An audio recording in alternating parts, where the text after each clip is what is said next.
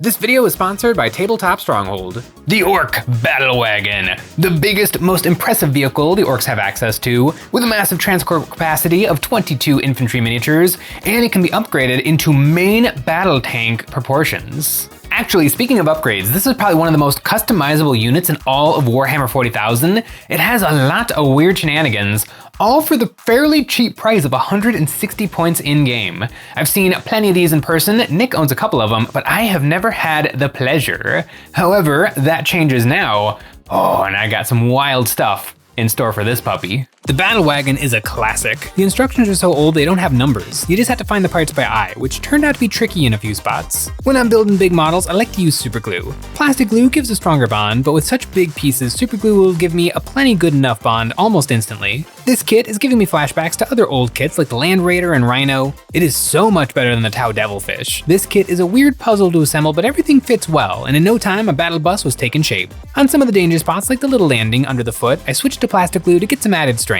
That's the main chassis all built, now to start adding on some of the optional parts, like this cannon turret. This is an optional build for if you upgrade the Battlewagon with Ard Case. You give up firing deck rule and replace it with a big old gun. I think it's definitely worth it. The cannon barrel, in my opinion, looks a little weenie, so I decided to orcify it by taking the exhaust pipe and sticking it down the end. This makes it look much more ramshackle, and I think it's a perfect representation of any of the four weapons: the cannon, the kill cannon, the zap gun, or the lava. I used some green stuff and a brass pin to attach this guy, and then the next challenge is the cannon pivot. Right now it's super floppy. I need to insert some friction. I drilled some 0.7mm holes and then shoved in some sewing pins that are a smidge thicker than the hole. I cut off the excess and boom, now it holds its elevation wherever I put it. I assembled the walls, and when I put the top on, I discovered it basically traps the cannon barrel pointing forward. I went to all the trouble, I can't have that. I used my drill to take some bites out of the roof and to give it some more clearance, and now my cannon has some good range of motion. The next weapon is the Grab and Claw, which is essentially a free Power Fist extra attack. This weapon can stick onto any crew slot.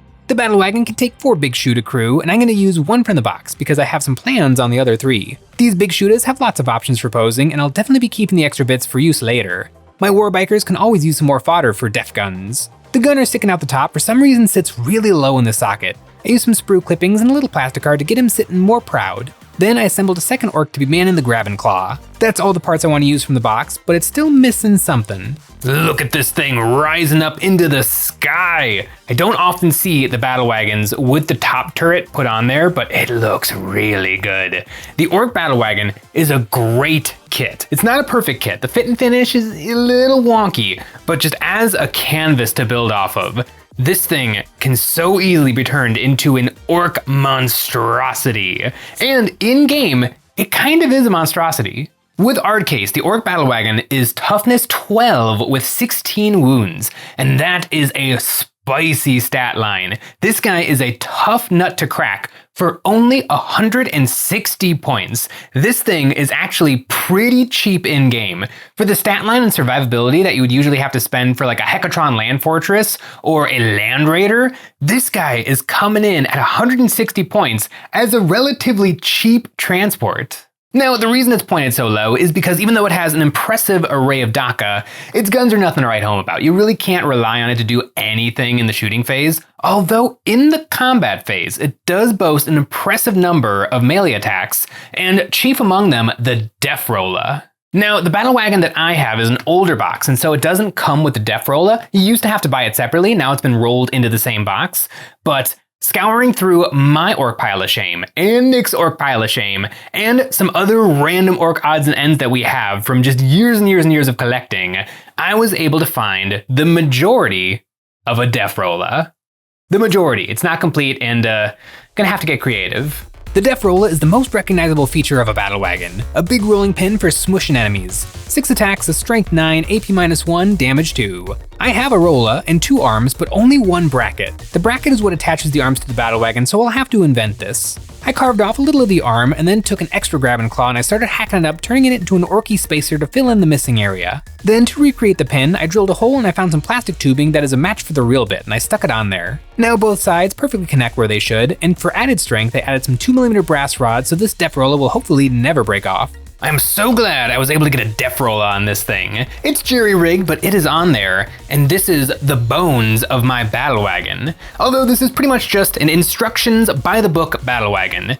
To make it truly mine, it is now time to cover it in Ramshackle Bits. We here at Eons of Battle have invented the Ramshackle Bits Pack. This is a glut of accessories to add some Wasteland-inspired war gear to Ork vehicles. There are sponson upgrades with big armor or little goblin hideouts, turret guns, also in both goblin or naval cannon, fuel barrels, breakaway armor with a Kit Kat snap lines for ease of kit bashing, and armor spikes. These also can be snapped to the desired length. Also included in this pack are a bunch of basing bits like automotive scrap and burning tires. I can't wait to bedazzle my war rig with all these bits, and if you like the look of them too, you can find them on EonsOfBattle.com. Over there, we have all sorts of hobby goodies, Grammar Grass Tufts, Grey Tide Studio Bits for your Space Marines, Army Painter paints, brushes, basing cork, ultra thin and ultra thick super glue, and subscribers to our website each month get a credit for our monthly bits or terrain packs, or any of the previous sets we've ever made at a discount. Step 1 of perfecting my war rig is going to be magnetizing the turret. I sanded down the top plate a little and then traced out the shape of the turret onto some plastic card. I cut and sanded it to perfection and then glued it down. This is where I'll be mounting my magnet. And in terms of magnetization, I always like to use the biggest magnet I can. And for some added strength, after gluing it down, I added some green stuff to bulk it up and add some strength. Then I flipped it upside down and I sunk in the bottom magnet to the plastic card. After a little bit of green stuff, I'll be able to lift the whole battle wagon from the turret. Then to add some armor and fill in the gaps of my war rig, I used some playing cards to fill in the gaps. These are super easy to cut up, and in no time I had all the holes filled, and in a few gaps I used a little snakes of green stuff and a ball-ended sculpting tool to press in some texture to make these look like messy welds. Now to further up armor my battle wagon, I added some goblin sponsons, sticking these in the big shooter hole so that my wagon is fully sealed. Moving on to the front of the rig, I started adding on some spikes. These strips have breakpoints so I can snap them apart to get just the length I need. These were inspired from the Buzzard vehicles from Mad Max Fury Road, the greatest film ever made. I glued them flat to the armor, and I used some balls of green stuff to wrap them around the sponson hole. Clumping these bits together, I can make whole sections of the battle wagon completely spiked up. No one is hopping on uninvited to this battle wagon. Before I completely cover my battle wagon in spikes, I want to tackle the wheels. And here, I'm not using the ones that come in the box, instead I've got my own. For the back treads, I clipped the top post off a little bit shorter and then stuck on the ramshackle treads. These fit perfectly into the posts already on the battle wagon, and for the front wheels, I replaced these with more treads. Now my battle wagon resembles the Jawa Sandcrawler. It's truly an all-terrain vehicle. I glued my little goblin lookout post to one of the big sponson sockets. Then to hide the playing cards, I snapped off some ramshackle armor and glued these into position, mixing and matching armor and more spikes. Moving on to the turret, I covered one half of it in speaker bits. I imagine my orcs blast some oingo boingo as they careen into Sean's Imperial Guard army. I filled up every other inch of the turret with more spikes, and now my battle wagon is looking crazy. There are some more spots that could use some bits, and for these I added exhausts. The battle wagon must have a crazy engine, so it needs at least 7 more of these. Then on the back of the battle wagon, I added some fuel barrels on either side of the door, and speaking of that door, I added one little clump of spikes just for fun. This thing is an absolute mess of bits, and I'm not done yet. There are these big armor skirts that hang down to protect the treads, and I added the smaller ones to the back of the treads. Now my rig is ready to wander the wasteland. The Battle Wagon! This guy is a prickly porcupine. There are no safe places to touch this model. This guy looks absolutely epic. And even though this is a monstrous miniature, this is actually a fairly small, manageable vehicle. On the tabletop, like a Land Raider is monstrous. It's actually really hard to move a Land Raider around. This guy, he's actually got a relatively low profile, and so it'll be easy to sneak him around the board, which is kind of nice because he is a brawler. If this guy is going to do anything, it's going to be in the combat phase. Now that it is all put together and looking pretty, it is time to paint this sucker. And me and vehicle painting doesn't usually mix. Although I think the way to tackle this guy is going to be very similar to my Ork Warbikers. I love the Ork Warbiker, it's my favorite unit, and they look really good alongside the battle wagon. And the way I do these guys is I get them silver, and then go from there. I disassembled my battle wagon and took it outside so I could spray it with some silver spray paint. I'm using Rust-Oleum Metallic Silver. This will not only get my tank shiny, but the finish will be way tougher than my usual acrylic paints. And you'll know what else is really tough? The Mad Case 2.0 from today's sponsor, Tabletop Stronghold. Tabletop Stronghold is a one-man band based out of the mountainous state of West Virginia, which I hear is almost heaven. And mountains are extra appropriate for the absolute mountain of hobby goodies available from Tabletop Stronghold. The Mad Case 2.0 is a dapper, durable, dependable, downright distinguished carrying case for holding and transporting your entire tabletop army. With slim metal trays that slip in and out to hold your minis, and with the included 3x2mm magnets and 24 available slots, you'll have everything you need to transport your army. And with the power of magnets, you won't have to worry if your models be in one piece when they arrive. These cases also come in 3 sizes. The Mad Case Mini, which is great for those petite, low model count collections. The standard Mad Case 2.0 for your full figured armies and big models. And the Mad Case Extra Large for your massive Horde Mode collections. All of this includes free shipping to the US, Canada, Australia, UK, New Zealand, and most of the EU, which is a great deal on some excellent cases. If you're looking to get a great case to transport your minis with the power of magnets, then Tabletop Stronghold has got you covered. There's an Independence Day sale going on right now with discounts up to 35% off. You can use the link in the description to get the best deals today. To get started, I took a John Blanche color, Ruddy Terra, and thinned it with water and then blasted it in a big wet coat through my airbrush. Right after it went on, while it was still wet, I took a wet piece of paper towel and I wiped the paint off the flat sections. I worked slow, spraying a chunk and then wiping that section so that the rusty color sticks around in the recesses. After that, I took another John Blanche color, Blanched Berry, a dark saturated red, and I did the exact same thing. Spraying it on and then wiping it off, this 1-2 punch adds a lot of depth to the rust, leaving some spots more orangey and other spots more red. I'm really liking how the rust is coming along, and I think one more layer will perfect it. I sprayed on Demigod Flame, a nice dark yellow color, as a finishing touch to brighten up the rust. With the trio on there, I used a spray bottle to wet the vehicle and make these paint layers more fragile. Then I took a big old dry brush and I started wiping the rig down. This pulls off a lot of the paint, especially off of the larger flat sections, revealing more of that silver primer. Now it's looking actually rusty, I want to introduce the crazy contrast and saturation seen in the Mad Max films. I took Noble Skin Speed Paint, mixed it 50-50 with Speed Paint Medium, and then slobbered it all over everything, using more paper towel to wipe it down. Boom! That's a dirty, rusty monster. Once that was dry, I hit the mini with a sponging and mithril blade to bring back a little bit of that metallic shine. Then after that, a heavy dry brushing too. Between the Games Workshop kit texture and all my added bits, this thing is looking perfect, pulled straight from the movie. This is looking good. This is the Buzzard vehicles from Mad Max Fury Road, and I have tried many a time to paint that way, and it's deceptively hard because Mad Max Fury Road is full of real things. It's sand and dust and oil and steel.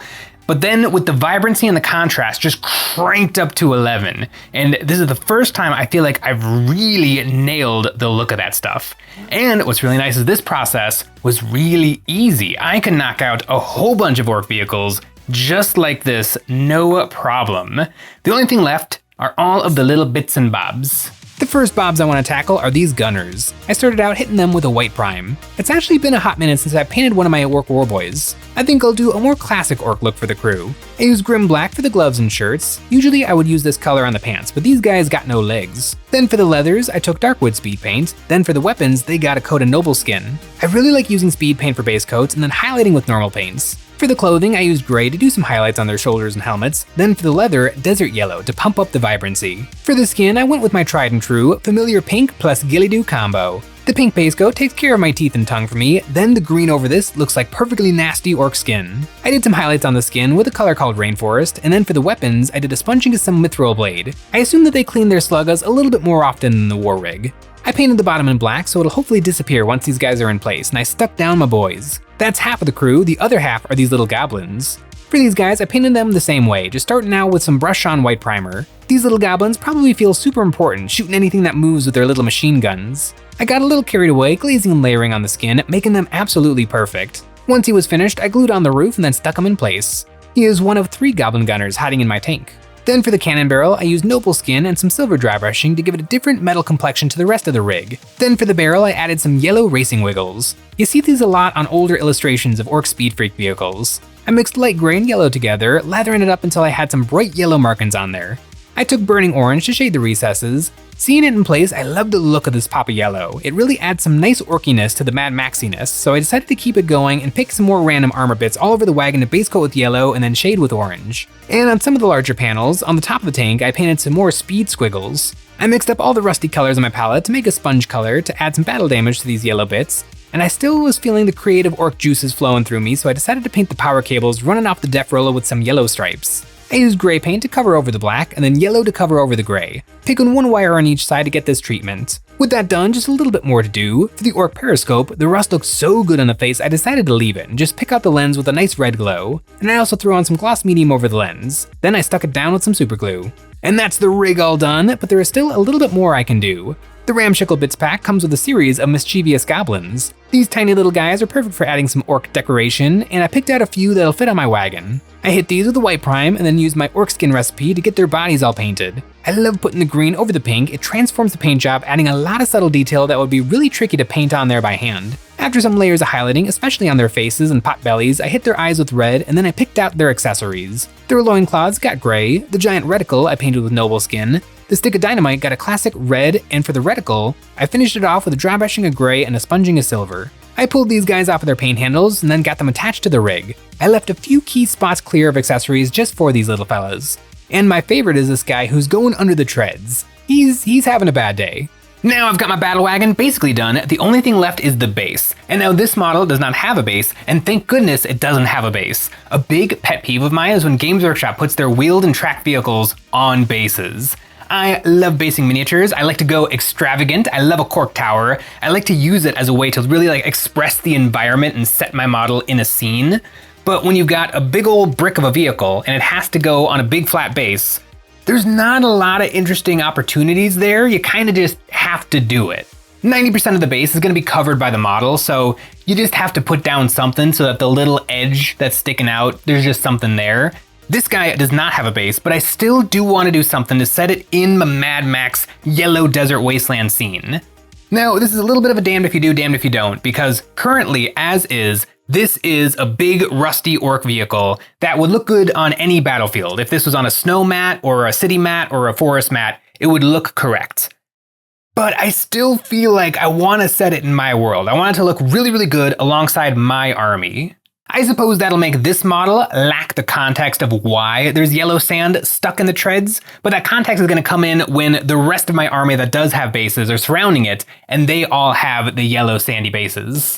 To make my wasteland sand, I shook some Vallejo yellow ochre pigment powder, then I added some water and flow improver to make a slurry. Then I picked this up on my brush and I used my finger to pull back on the bristles and let them flick this concoction all over the lower third of the mini. This will give me some nice random splashes, then I properly brushed this stuff all over the treads. It's hard to see what's happening with this stuff while it's wet, but once it's dry it's much more visible.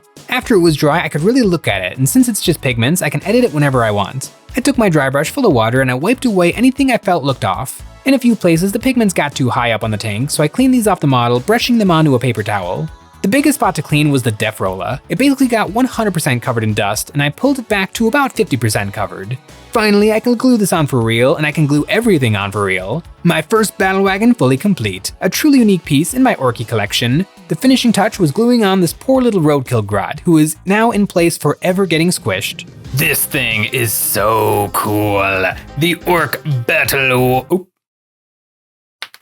This big ol' impressive vehicle is ready to lead my cultist speed across the battlefield. I love how this turned out. I definitely want at least one more Battlewagon in my list, potentially two more.